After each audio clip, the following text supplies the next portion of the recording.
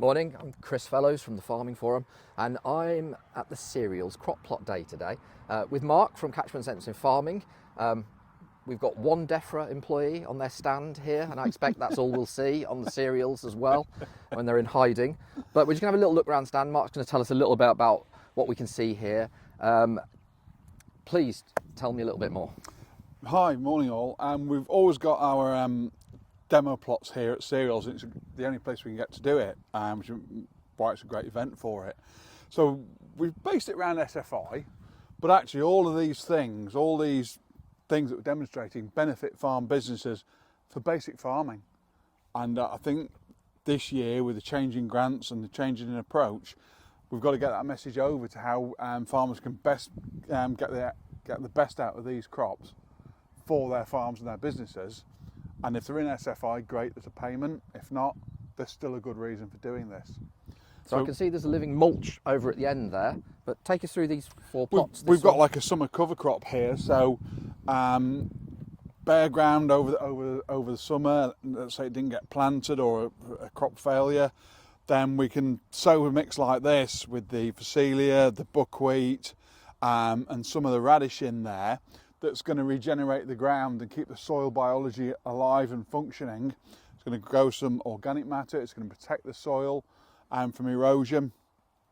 So that's a great thing to do, and what a great entry for an autumn cereal.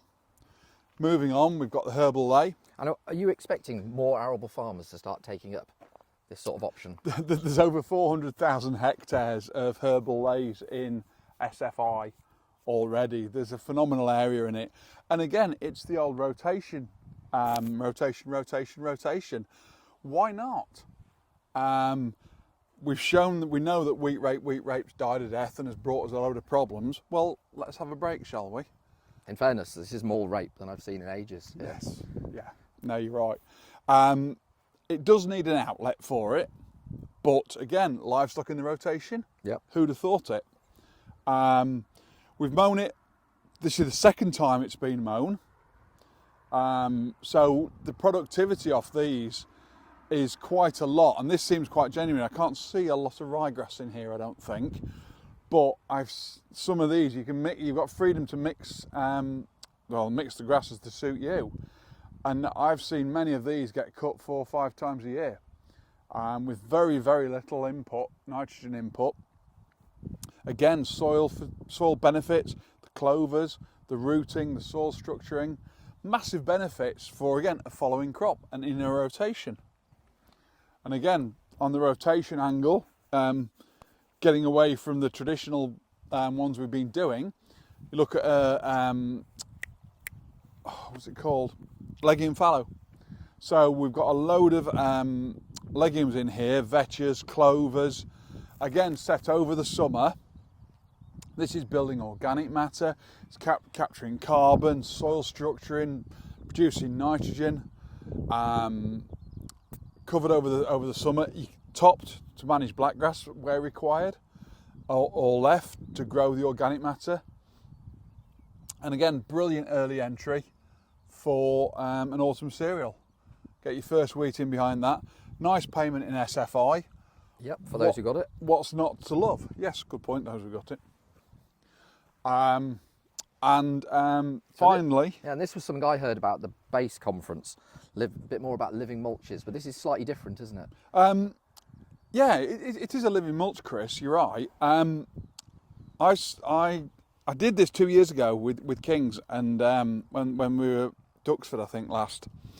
And I wanted to sow into it to have the cereal in here, but Jim and King's team have said it's better just to demonstrate it.